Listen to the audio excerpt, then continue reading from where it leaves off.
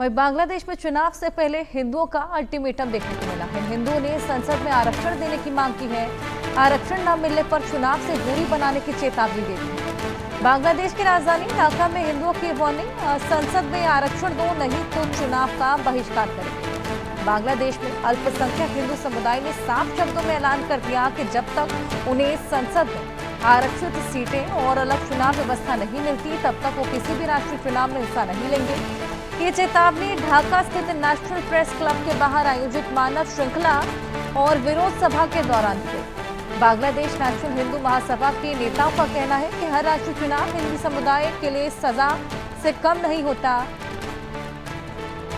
आइए इसी पर और जानकारी लें। हमारे साथ हमारे सहयोगी रैनिक दत्ता जुड़ गए हैं। रैनिक, चुनावों की काफी समय से मांग चल रही थी, चुनावों की तारीखों का ऐलान भी हो गया है, लेकिन हिंदू अल्पसंख्यक जो कि खासा परेशानियां झेलते हुए आए हैं, जिनको काफी टॉर्चर किया गया, अब वो अपनी मांगों पर अड़िग हो गए हैं। क्या कुछ मांगे?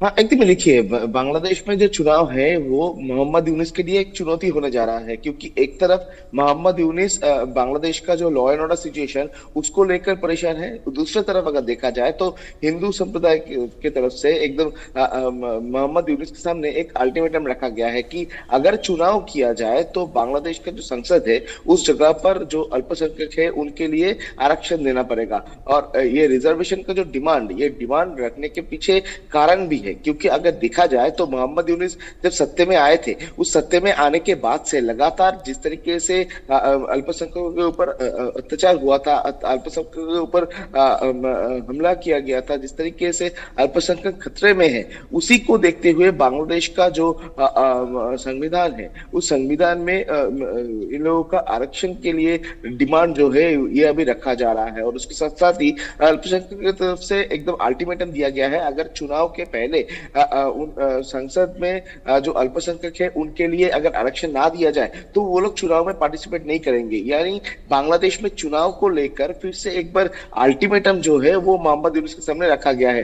दूसरी तरफ अगर देखा जाए तो मोहम्मद यूनिस जो है वो पहले ही ऐलान कर दिया गया था कि अप्रैल महीने में चुनाव होने वाला है, मगर अप्रैल महीने में चुनाव को लेकर जो चुनौती मोहम्मद यूनिस के सामने है उसमें सबसे महत्वपूर्ण है बांग्लादेश में जो लॉ एंड ऑर्डर सिचुएशन उसको किस तरीके से कंट्रोल किया जाए, क्योंकि बांग्लादेश का जो परिस्थिति है उस परिस्थिति में साफ साफ देखने को मिल रहा है कि जो लॉ एंड ऑर्डर सिचुएशन वो सही तरीके से नहीं चल रहा है। और लॉ एंड ऑर्डर सिचुएशन को लेकर जब सवाल उठ रहा है, ठीक उसी टाइम पर दूसरा जो पॉलिटिकल पार्टीज है, बीएनपी हो या छात्र संगठन के नया जो पॉलिटिकल पार्टी, उनकी तरफ से भी मोहम्मद यूनिस के ऊपर प्रेशर क्रिएट किया जा रहा था। ठीक इसी सिचुएशन में अभी जो अल्पसंख्यक है उनकी तरफ से भी एक अल्टीमेटम मोहम्मद यूनिस के सामने रखा गया है, जिसमें साफ साफ उनकी तरफ से कहा जा रहा है कि जो बांग्लादेश का सांसद है उस सांसद में अल्पसंख्यकों के लिए आरक्षण देना पड़ेगा, रिजर्वेशन रखना पड़ेगा। और ये डिमांड जो है ये डिमांड अभी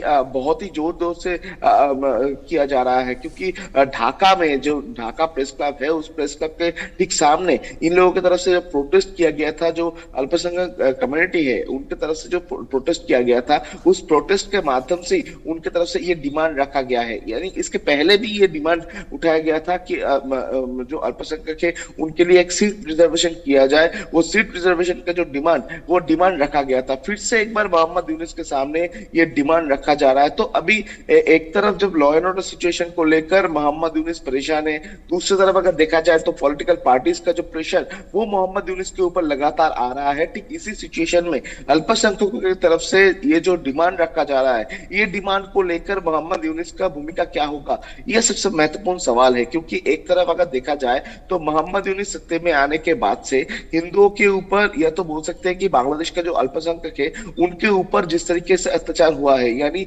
पिछले अगस्त महीने से लेकर अभी जून महीने तक जिस तरीके से घटना घटा है, जिस तरीके से घटना बांग्लादेश से सामने आया है, उस पर साफ हो जा रहा है कि बांग्लादेश में जो हिंदू कम्युनिटी है, जो अल्पसंख्यक कम्युनिटी है, वो लोग खतरे में हैं। और उसी को देखते हुए बांग्लादेश में जो अल्पसंख्यक है उनका सुविधा, जो सुविधा मिलना चाहिए वो सुविधा देने के लिए, और उसके साथ साथ ही उन लोगों का प्रोटेक्शन के लिए भी एक आरक्षण सीट होना चाहिए। और ये डिमांड जो है, ये अभी डिमांड जो है मोहम्मद यूनुस के सामने रखा जा रहा है। तो अभी देखना होगा कि ये जो पूरा घटना, ये घटना में ये जो डिमांड रखा जा रहा है मोहम्मद यूनुस के सामने, ये डिमांड को लेकर मोहम्मद यूनुस का अगला स्टेप क्या होगा। क्या मोहम्मद यूनुस ये आरक्षण का जो डिमांड, ये डिमांड मानेंगे, या तो ये जो प्रोटेस्ट चल रहा है, ये प्रोटेस्ट और भी भड़केगा।